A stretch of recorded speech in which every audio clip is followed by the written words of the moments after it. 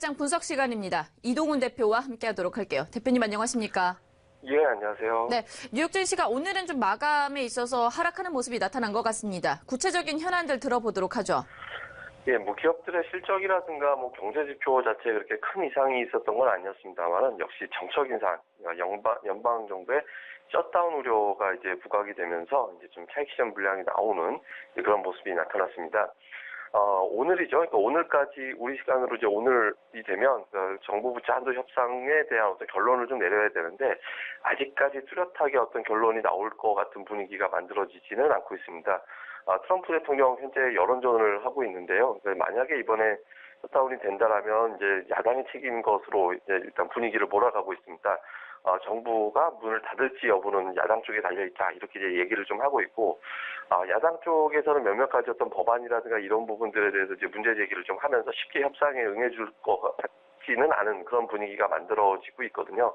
이렇다 보니까 혹시라도 만에 하나 정말 부채한도 협상이 이제 부결이 되면서 불발이 되면서 셧다운이 되는 상황이 연출될 수도 있지 않을까. 이게 또 전례가 아예 없었던 건 아니거든요. 그러니까 과거에 또 비슷한 사례가 있었기 때문에 이 부분에 대해서 투자자들의 긴장감이 상당히 좀 높아지는 그런 모습이 나타나고 있습니다. 다만 일부에서는 이런 부분들을 해결하려고 하는 노력들도 좀 나오고 있는데요. 공화당 일부 의원이 이제 30일짜리 임시 예산안을 좀 준비하고 있다라는 소식도 전해졌습니다.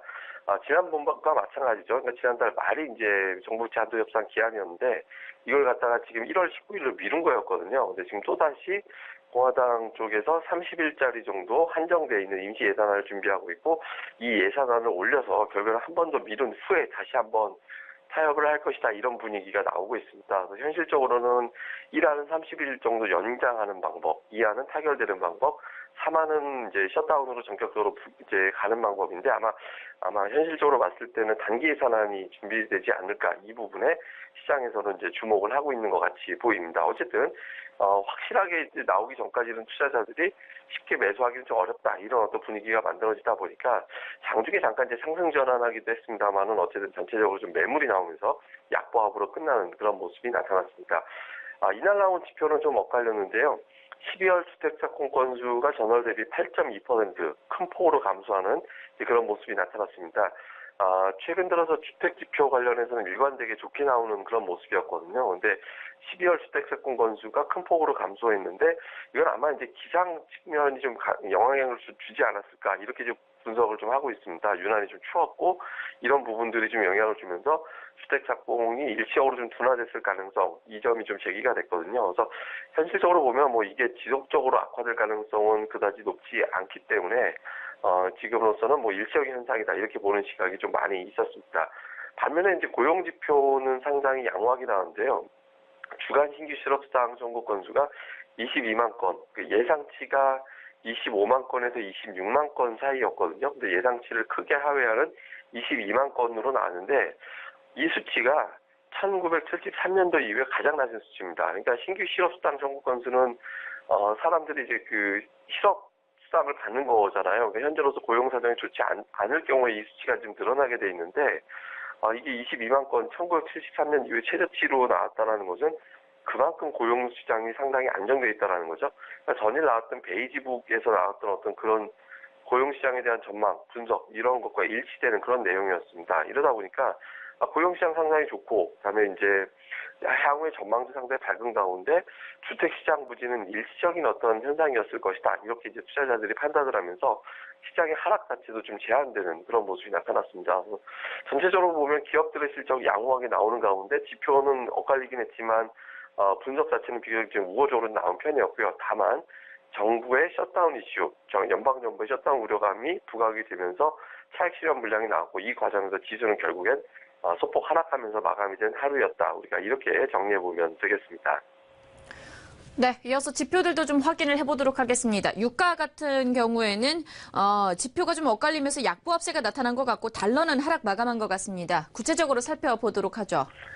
예, 뭐 달러는 또 다시 비교적 큰 폭으로 하락했습니다. 보통 외환시장 0.5% 이상의 변동성은 크다라고 이제 보는데 0.5%에 근접하는 0.44% 정도 하락하면서 마감이 됐는데 역시 이제 뭐 셧다운 이슈였습니다. 그러니까 미국 정부 부채 한도 협상 결과가 어떻게 나오느냐에 따라서 파장이 클 수도 있다. 이렇게 이제 보는 시각이 있었고, 이 부분이 좀 영향을 주다 보니까 50.58, 그러니까 0.43% 하락하면서 달러 인덱스가 이제 진행이 됐는데, 문제는 만약에 셧다운 이슈가 좀 지나간다 하더라도 달러가 뚜렷하게 강세 보일 만한 요소는 없다라는 겁니다. 이번 달 FOMC가 예정이 되어 있습니다만은 현실적으로 금리 인상될 가능성은 그렇게 높아 보이진 않거든요. 그래서 다음 금리 인상 예상 시점으로 보고 있는 3월까지는 달러가 이제 크게 반전할 수 있는 요소는 없다라고 보고 있기 때문에 현재로서는 달러 가치는 완만한 하락세를 유지할 것이다, 이렇게 보는 시각이 많다, 이렇게 봐야 될 것 같고요. 국제 유가는 이제 달러 약세에도 불구하고 이제 소폭 하락했습니다. 원유 재고가 큰 폭으로 감소했다라는 소식이 전해지긴 했습니다만은 현재로서는 원유 재고 감소만 가지고는 국제 유가를 끌어올리기에는 좀 한계가 있는 것이 아니냐, 이렇게 보는 시각이 있거든요. 특히 이제 전일 중국 GDP 지표가 6.9, 이렇게 예상했던 것보다 훨씬 잘 나왔거든요. 그래서 유가가 올라갈 만한 요인들이 상당히 많이 있었습니다만은 시장에서는 수요 자체가 크게 증가되는 요인을 좀 보고 싶다라는 쪽으로 무게가 실리는 것 같습니다. 그래서 대부분의 재료가 노출된 재료로 이제 이미 알려져 있는 새로운 소식이 아니기 때문에 새로운 소식이 나와야지만 시장에서 1차적인 벽으로 보고 있는 65달러를 돌파할 수 있다는 점에서 국제유가 자체도 다소 좀 관망세를 보이는 그런 움직임이 나오고 있다. 우리가 이제 이렇게 해석해 볼 수 있겠고요. 그리고 이제 변동성 지수는 지수가 소폭 조정하다 보니까 2.6% 정도 올라가면서 12.22로 올라서는 그런 모습이 나타나는데, 최근에 증시 강세에 따라서 일부 좀 해지하는 투자자들, 해지 쪽으로 이제 해지한 투자자들도 소폭 늘고 있다라는 점을 좀 보여주는데, 일단 12대까지 올라섰기 때문에 증시의 과매도 국면은 어느 정도 좀 탈피했다라고 보는 시각도 좀 있거든요. 그래서 어쨌든 변동성 지수는 지금 위치로 와서 이제 과매수하는 과정을 좀 넘어섰다라는 부분도 우리가 좀 확인을 좀 해봐야 될 것 같고요. 야간 선물은 소폭 올랐습니다. 외국인들이 좀 많이 매수했습니다. 1,400계약 정도 매수하는 가운데 미증시가 보합 정도, 약보합 정도로 끝나다 보니까 우리 시장도 큰 영향을 없을 것이다, 이렇게 보면서 0.09% 상승하면서 마감이 되는 그런 모습을 보였습니다. 네, 계속해서 좀 주요 이슈들을 더 살펴보도록 할 텐데요. 사실 19일까지 해서 이 예산안을 통과시키지 못하면 연방정부 같은 경우는 2013년 이후로 어떻게 보면 처음으로 셧다운되는 것이 아닌가요? 네, 그렇죠. 이제 예전에 한번 이제 그 셧다운 과정이 한번 나왔었는데, 그때 사람들이 이제 설마 하는 그런 과정이었는데, 그때 실제로 셧다운이 단행이 됐었거든요. 근데 당시에도 또 이내에 바로 또 협상 타결이 돼가지고 다시 예산을 쓰게 되는 그런 과정이 좀 나왔었는데, 이번 같은 경우는 이제 트럼프 대통령의 지지율이 최근에 올라왔다고는 하지만 50%를 넘지 못하고 있는 상태거든요. 그래서 야당 쪽에서 보면은 어떻게 보면 책임 회피, 그러니까 책임을 혼자 다 뒤집어 쓰는 그런 형태가 되지는 않을 수도 있기 때문에 좀 과감하게 나갈 가능성도 배제할 수는 없습니다. 그렇지만 워낙에 이 셧다운이라는 이슈 자체가 이제 미치는 파급 현상이 워낙 크기 때문에 야당 쪽에서도 쉽게 이제 이걸 부결시키기는 좀 어렵다라고 봐야 되거든요. 그래서 임시 예산안이 통과될 가능성이 현실적으로 좀 높아 보입니다. 근데 어쨌든 60% 이상 이제 동의를 좀 해줘야 되는데, 현재 여당 의석수가 51% 정도밖에 안 되거든요. 그러니까 이렇게 놓고 본다라면 야당 쪽의 어떤 협조가 필요하고, 그런 과정에서 현재로서는 현실적으로 볼 때는 좀 임시 예산은 편성적으로 가지 않을까, 이렇게 보는 시각이 좀 많습니다. 다만 이 부분이 확인되기 전까지는 증시는 이제 움직이기는 좀 어려운 그런 상황이었다, 이렇게 봐야 될 것 같고요. 그렇지만 이런 과정에도 불구하고 시장 하락은 좀 제한되는 이제 그런 모습이 나타나고 있는데, 그런 이유는 기업들의 실적 때문입니다.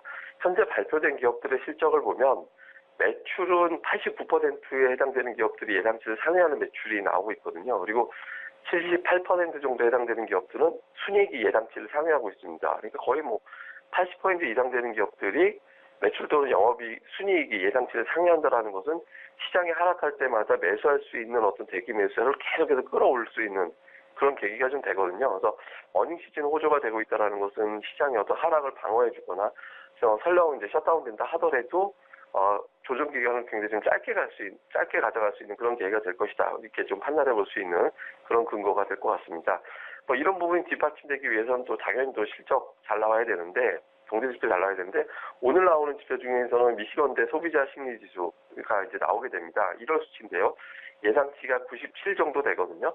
그러니까 이 수치가 잘 나오면 향후에 민간에서의 어떤 소비가 꾸준하게 늘어날 수 있다는 것이 뒷받침이 되고, 이렇게 되면 현재 기업들의 실적 호조가 꾸준하게 나올 수 있을 것이다. 이렇게 또 기대될 수 있는 상황으로 만들어지거든요. 그래서 오늘 나오게 되는 이제 지표 좀 잘 봐야 될 것 같고요. 그리고 또 한 가지는 좀 특징적으로 최근에 신흥시장 증시가 워낙 셉니다. 특히 이제 중국 증시가 14거래일 중에서 무려 13일이 상승했고요. 올해 들어서 홍콩 증시는 하루도 하락한 적이 없었거든요. 그래서 지금 보면 우리가 미 증시를 자꾸 보고 유럽 증시를 보는데 지금 메인은 좀 아시아 증시가 아닌가 저는 이렇게 보고 있거든요. 그러니까 아시아 증시 어떤 이런 상승 기조 계속해서 이어서 나갈 수 있는지, 뭐 우리 시장도 최근에 코스닥 시장 워낙 강하게 흐름이 좀 나오고 있죠. 미국의 어떤 경제 지표 호조라든가 이런 부분들에 대해서 반응하고 있는 것은 현재 아시아 증시거든요. 그래서 아시아 증시가 계속해서 랠리를 보이면서 글로벌 증시 자체를 끌고 가는 흐름이 이어나갈 수 있는지 오늘 어떤 뭐 홍콩이라든가 중국, 그다음에 우리나라 코스피 이런 증시 흐름 잘 살펴보는 게 좋겠습니다. 네, 이렇게 해서 전반적인 글로벌 이슈와 더불어서 뉴욕 마감 현황 살펴봤습니다. 해외 시장 분석 시간이었고요. 이동훈 대표와 함께했습니다. 오늘 말씀 고맙습니다. 예, 감사합니다.